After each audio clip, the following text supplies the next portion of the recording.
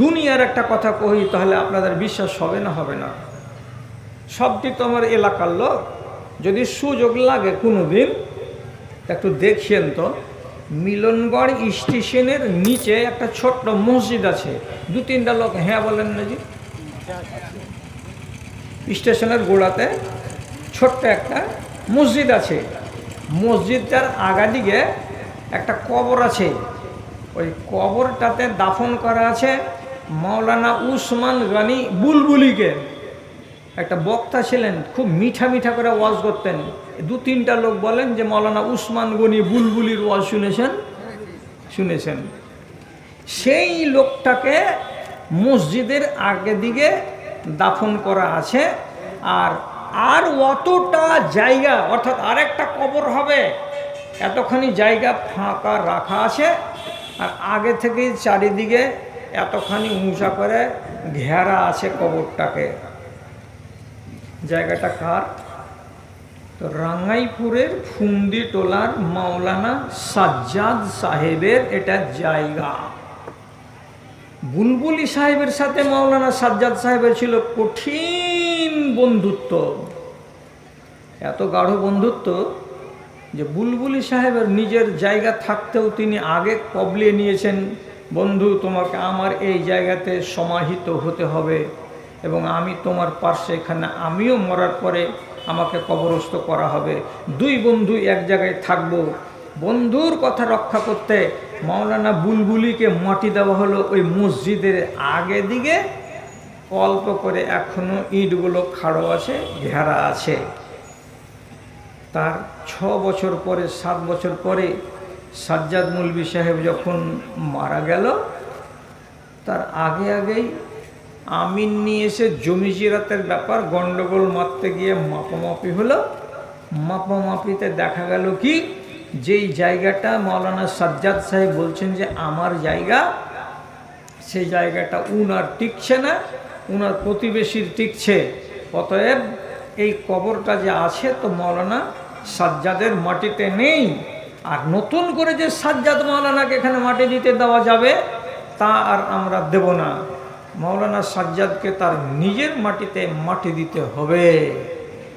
আহা, 2 দোস্ত এক জায়গাতে থাকতো, মরার পরে এটা ছিল তার বাসনা। এবার আমাদের এককালেরই এক সাথী, আমরা 4 জন, মাইনুল মাস্টার, আমি, আমার পড়োশি সানাউল্লাহ এবং দেগুনের সাইফুদ্দিন মাস্টার। আজও আমাদের বাল্যকালের ছবি 4 জনের আছে। একটা আউট হয়ে গেল সাইফুদ্দিন, যেই হাই মাদ্রাসাতে শিক্ষকতা করত সাইফুদ্দিন, তারই দক্ষিণ বিল্ডিংয়ের কোণাতে এখন একটা কবর আছে। আর ওই মাওলানা সাহেবের নামেই মিলনগড় মাদ্রাসার নাম হলো সাজ্জাদিয়া হাই মাদ্রাসা। দুঃখটা কোনখানে? বন্ধু চেয়েছিলেন এক জায়গায় 2 জন থাকবো, আল্লাহ রাব্বুল আলামিন চেয়েছেন যে না, তোমার তামান্নাকে পুরা করা হবে না। এক বন্ধু থেকে গেলেন রেল লাইনের দক্ষিণে পশ্চিমে, আর এক বন্ধু চলে গেলেন রেল লাইনের উত্তরে হাই মাদ্রাসার কোণে। কেন? যে রব্বুল আলামিন বলছেন তুমি কোনখানে মরবে আর তোমার কবর কোনখানে হবে তুমি তা জানো না। চোখে দেখেন, কেউ বলতে পারবে? আল্লাহজি একটা মেয়ে ছেলে গো, ওর নাম হলো উম্মে হারাম বিনতে মিলহান। ওর বাড়িতে রসুলুল্লাহ মাঝে মাঝে দুপুরবেলায় গিয়ে বিশ্রাম নিতেন। গরমের দিন, ঘাম ছুটছে, আর উম্মে হারাম এই মহিলা একটা ছোট্ট শিশিতে করে রসুলুল্লাহর ঘামগুলোকে জড়ো করে করে নিচ্ছে, আতরের চাইতে বেশি সেন্ট। রসুল জাগলেন ওর বাড়িতে, তো মুচকি হাসছেন। তো উম্মে হারাম জিজ্ঞেস করে বলছেন, আল্লাহ পাকের রসুল ঘুম থেকে উঠে হাসছেন কেন? রসুল্লাহ বলছেন, রায় তো মিন আসহাবি আর রায় তো গোজাতান মিন আসহাবি। আমি স্বপ্নের ভেতরে দেখলাম আমার এক ঝাঁক সাথীগুলোকে, সাহাবিগুলোকে, ওরা যুদ্ধ করতে চলে গেছে কোথায়? তো কাবরাসের মাটিতে, মানে সাইপ্রাসের মাটিতে। সাইপ্রাসকে, তার মানে তুরস্কের উত্তর দিকে একটা দ্বীপ রাষ্ট্র, সেই সাইপ্রাসকে মুসলমানেরা দখল করে নিয়েছে। আমি তাদের দিকে দেখলাম, আর দেখে আমি খুশি হলাম। এবং এরা হলো সবটি আল্লাহর পথের মুজাহিদ, এরা হলো পাক্কা দিনদার, এরা আল্লাহর পথের মুজাহিদ, এরা হলো সব জান্নাতি। মেয়ে ছেলে মানুষ কম তো নয়। সাথে সাথে রসুল্লাহকে বলছেন, আল্লাহ রসুল একটু দোয়া করে দেন না। কি দোয়া করব? ইয়াজআলানিল্লাহু মিনহুম। ওই যে লোকগুলো সাইপ্রাস অভিযানে যাবে, আর ওরা যে বিনা হিসাবে আল্লাহর জান্নাতে যাবে, তো আমিও যেন তাদের সঙ্গে যেতে পাই এবং বিনা হিসাবে আমিও যেন জান্নাতি হয়ে যাই। এই দোয়াটা আপনি যদি করে দেন তো কবুল হয়ে যাবে রাসূল। শরীক হলেই তো কামিয়াব। ই চাইছে শরীক হতে। খেয়াল করবেন কথাই, আমি ওই যুদ্ধে শরীক হব। রাসূলুল্লাহর ইন্তেকালের পর যখন 52 হিজরিতে সাইপ্রাসের অভিযান হলো, সাহাবায়ে কেরাম যখন রওনা দিলেন, তো সেই গঙ্গা নদীর চাইতে বেশি চওড়া একটা জায়গা দিয়ে সব সাহাবীরা নিজেদের উটকে আর নিজেদের ঘোড়াগুলোকে সাঁতরিয়ে সাঁতরিয়ে পার করে নিলেন।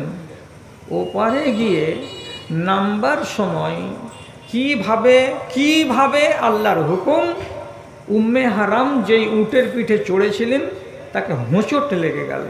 আর জোরে হোঁচট লাগার কারণে উম্মে হারাম উটের পিঠ থেকে জমিনে পড়ে গেলেন।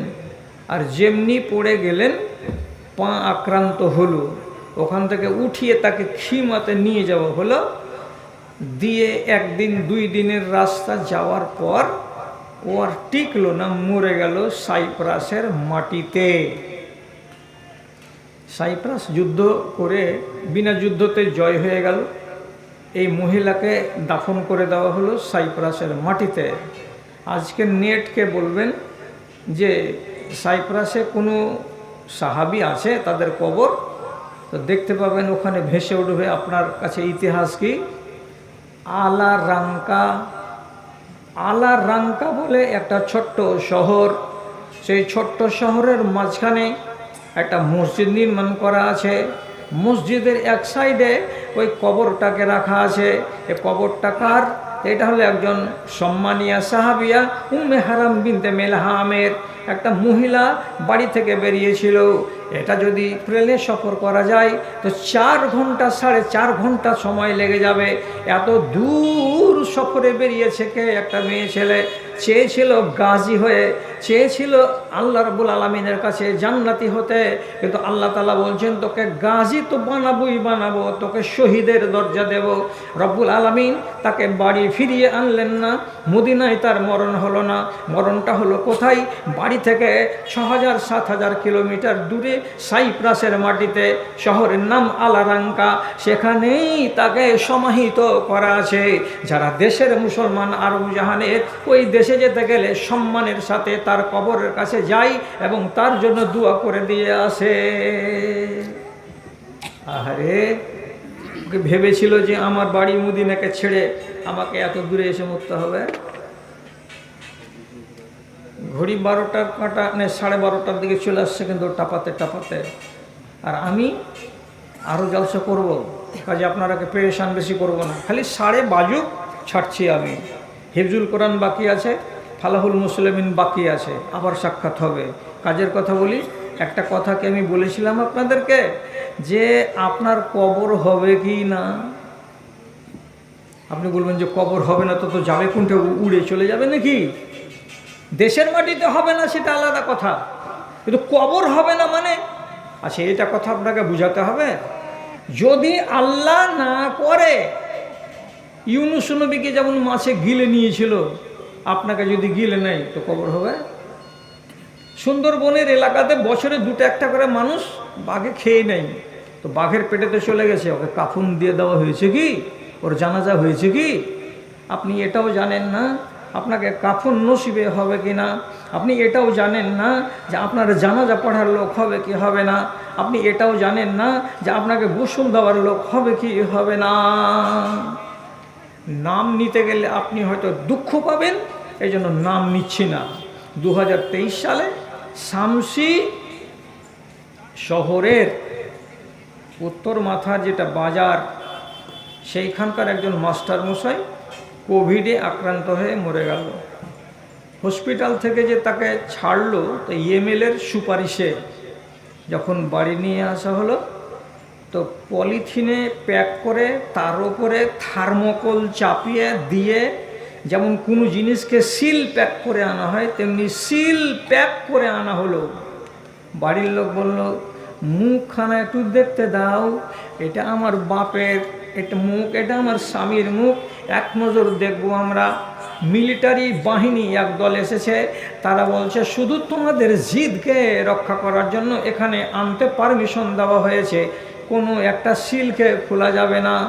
বেচারি গোসল পায়নি, বেচারিকে কাফন পরানো হয়নি, থার্মোকলের প্যাকের ভিতরেই ওখানে তাকে কবর খুঁড়ে দিয়ে বাড়ির লোকগুলোকে একজনকেও হাত লাগাতে দিল না।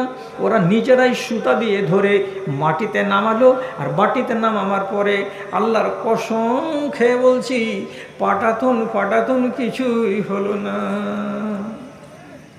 আহারে, আমার ছোট ভাই, আমি সম্মান করি, ওই পরিবারের সাথে আমাদের নারীর সম্পর্ক আছে, আল্লাহ ওকে যেন মাফ করে দেয়। এই কি হাজি, আক্তার হাজি, একটা নমাজি ছেলে, কলকাতাতে মরল। গোসল দিয়েছিল কেউ জানি না, কাফন পরিয়েছিল জানি না, ওকে দেখতে দিয়েছিল জানি না, ওই খালটাকে যে কবরটাকে ডিপ যতটা করতে হবে অতটা ডিপ করা হয়েছিল জানি না। যারা দেখেছে দূর থেকে তার আপনজন, তারা এই বর্ণনা দিয়ে বলছে কোনো রকম করে হয়তো 1 থেকে 1.25 হাত হবে মাটিটা খনন করা হয়েছে, আর ওইটুকু খনন করার ভিতরেই তাকে প্লাস্টিকে লেপটিয়ে দিয়ে কবরে শুইয়ে দেওয়া হয়েছে। এই জন্য গোড়াতে আমি বলেছিলাম, আপনার নসিবে কাফন আছে কিনা আপনি জানেন না, আপনার নসিবে জানাজার নামাজ আছে কিনা আপনি জানেন না, আপনি মাটি পাবেন কি মাটি পাবেন না আপনি জানেন না। এগুলো সব আল্লাহর এখতিয়ারে আছে। যদি একটু বেশি করে আপনাকে বোঝাতে চাই, তাহলে অন্তত একটা কথা বলে দিই।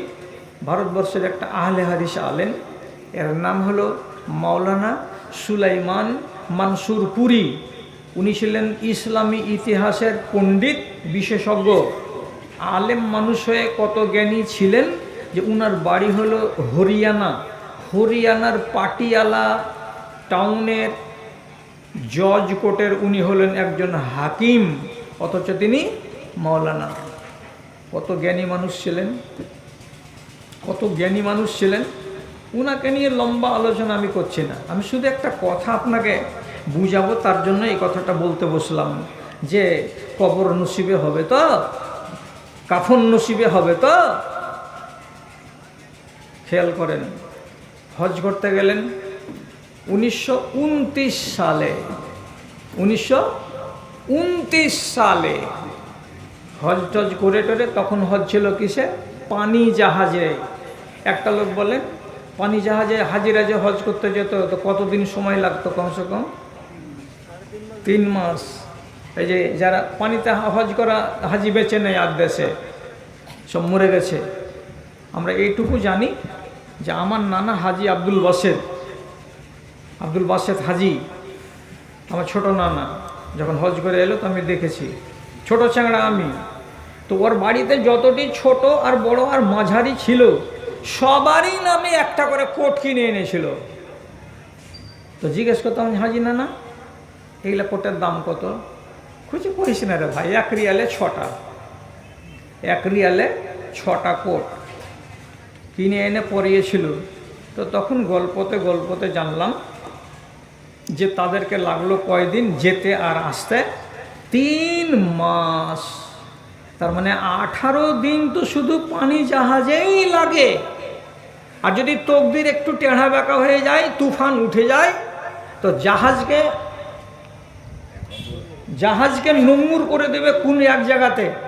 যতক্ষণ পর্যন্ত নিম্নচাপ না সরবে, জাহাজ ওই জমদূত হয়ে সমুদ্রে ডোল খাবে আর থাকবে, ডোল খাবে আর থাকবে, থাক 4 দিন 5 দিন ধরে। আর কপাল ভালো হলে 13 দিনে চলে যাবে, 14 দিনে চলে যাবে, চলে আসবে।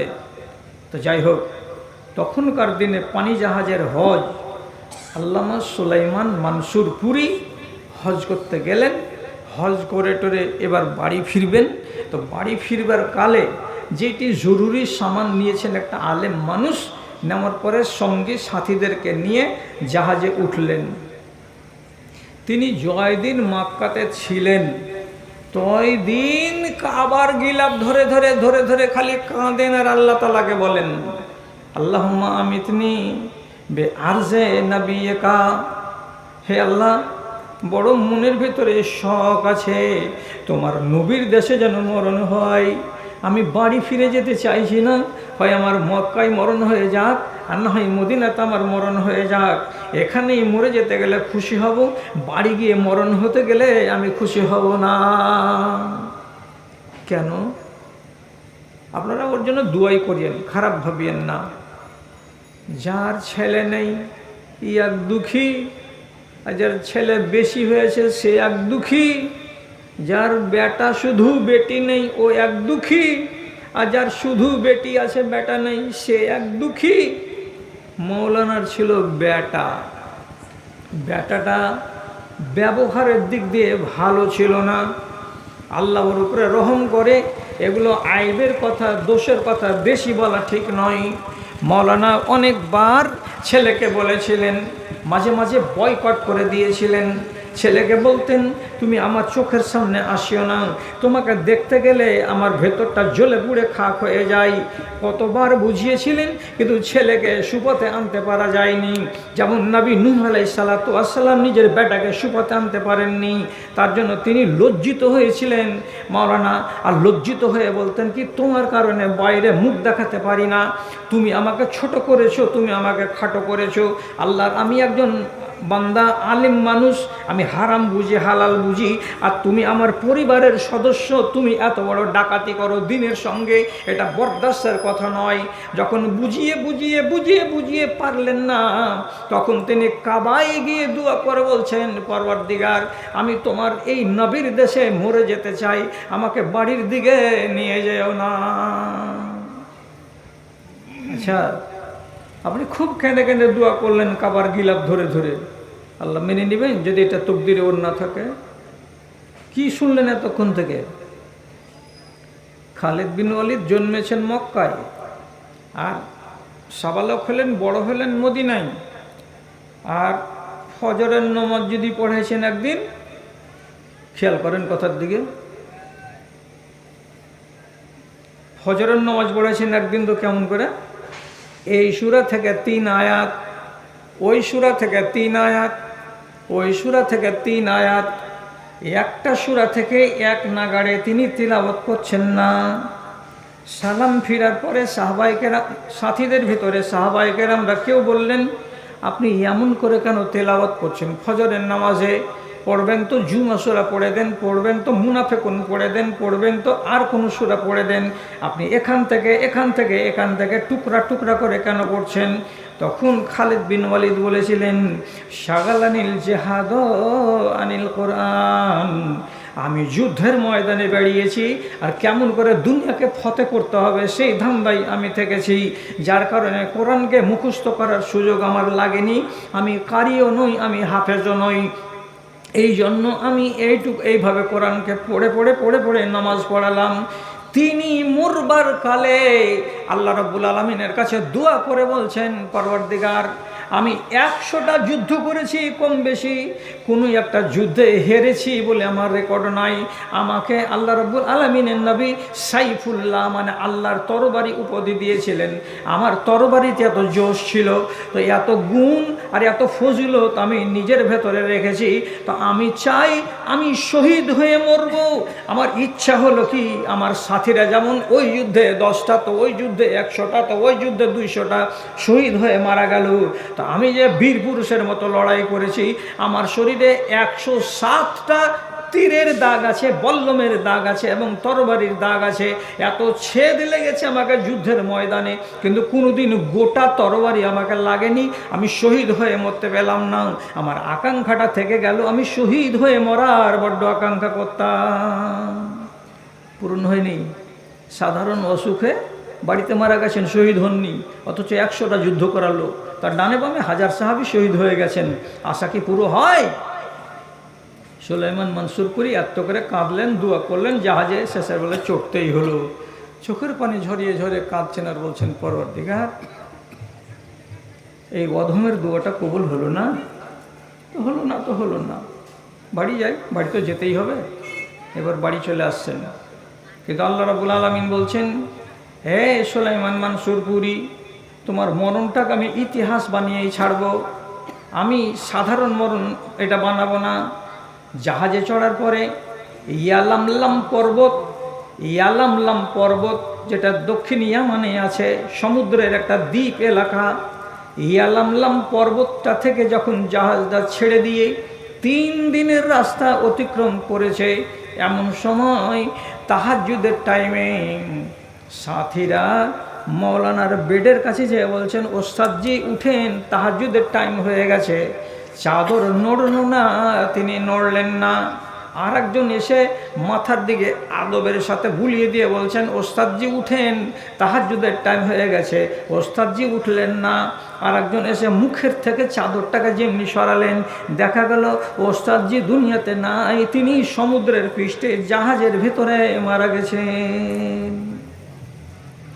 কবর কোথায় হবে ভাবেন?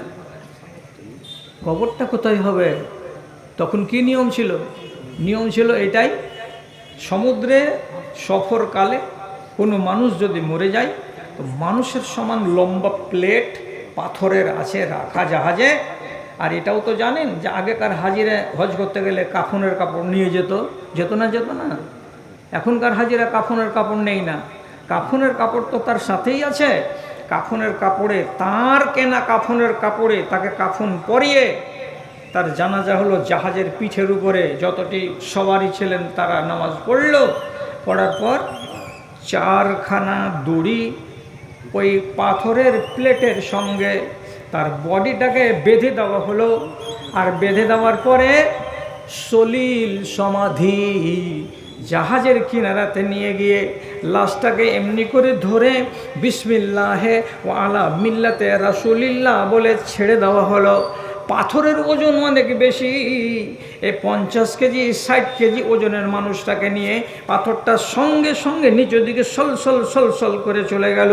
আর যাওয়ার পরে ওই জমিনে গিয়ে পড়ে গেল। উত্তর দিকে মুখ করে পড়লো না, দক্ষিণ দিকে মুখ করে পড়লো, কিছু দেখার নাই।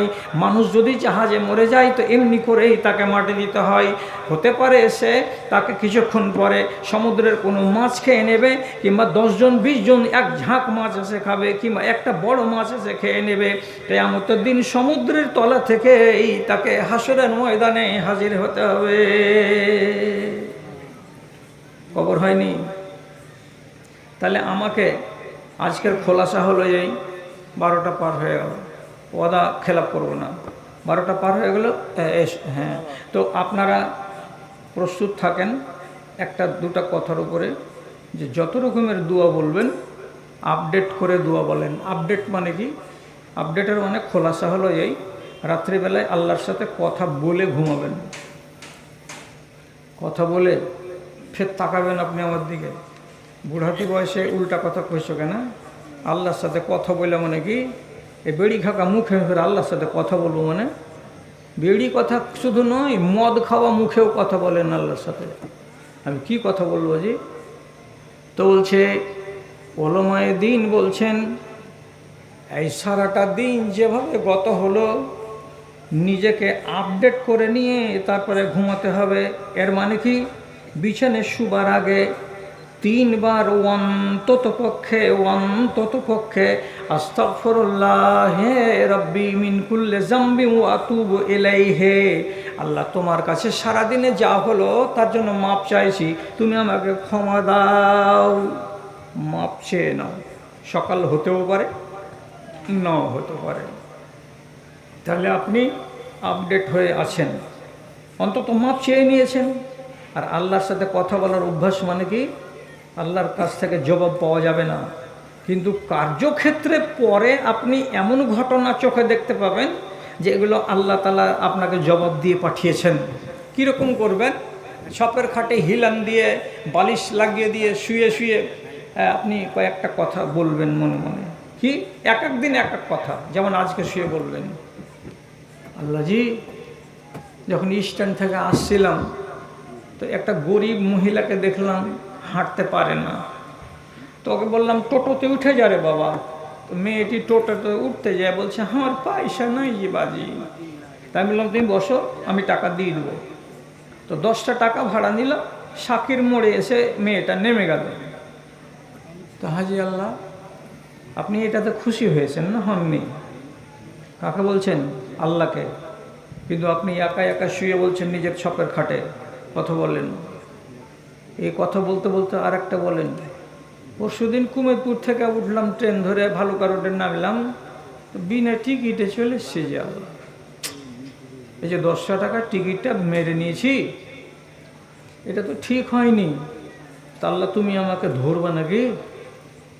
আল্লাহ ধরিও না। এটা তোমার মনের ভেতরে যত কথা আছে, আজকে 4টা বলো, কালকে 4টা বলো, তারপরের দিন 4টা বলো, এই কথাগুলোকে আস্তে আস্তে বলতে বলতে বলতে বলতে এমন একটা অভ্যাসে পরিণত হয়ে যাবে আপনার, যে আপনি যেটা মন্দ কাজ করবেন সেটা সম্পর্কে যখন জিজ্ঞেস করবেন একাই একাই, আল্লাহ এটা করেছি তো মনে হয় তোমাকে খারাপ লেগেছে, তো সেদিনই তখনই আপনি বলবেন যে কালকে থেকে আর করবো না আল্লাহ। আল্লাহর সঙ্গে যদি কথা বলেন রাতের বেলায় নির্জনে, তো পাপ আপনার কাছ থেকে আস্তে আস্তে আস্তে আস্তে পালিয়ে যাবে, আপনি একটা পাকা মুমিন হয়ে যেতে পারবেন। এজন্য ওলামায়ে দ্বীন বলছেন, একাই একাই তুমি তোমার আল্লাহর সাথে কথা বলো, চেষ্টা করবেন। আর কবরস্থানের নামে যত রকমের সাহায্য সহযোগিতা করলেন, খুশি হলাম, আলহামদুলিল্লাহ। এখন আমাদের ঘড়িতে আর 5টা মিনিট লেট আছে। এই 5 মিনিটের ভিতরে আপনাদেরকে ছাড়বো। আশা করি কমিটির লোক এটাকে বেয়াদবি মনে করবে না। এখন আমি 2টা কথা আপনাদের সামনে বলছি। নাম্বার 1, 1 নম্বর কথা, সেটা হলো এই, আমি গ্রামের মানুষ, আপনার কাছে ছোট্ট করে একটু নিব, একটু, আপনি যেটা খুশি পারবেন সেটা দিবেন। আর একটা কথা বলবো কি, কাউরি তো রাগ করার ক্ষমতা নেই, কারণ আমি তো একটা সদস্য। সেটা হলো এই, একটা হ্যাঁ না বলেন তো আপনারা। দোয়া করলে রোগ ভালো হয় না হয় না? দোয়া করলে রোগ ভালো হয় না হয় না? হয়। যদি বলেন যে না হয় না, তো তাহলে মৌলবীরা কেন টাকাটা এমনি করে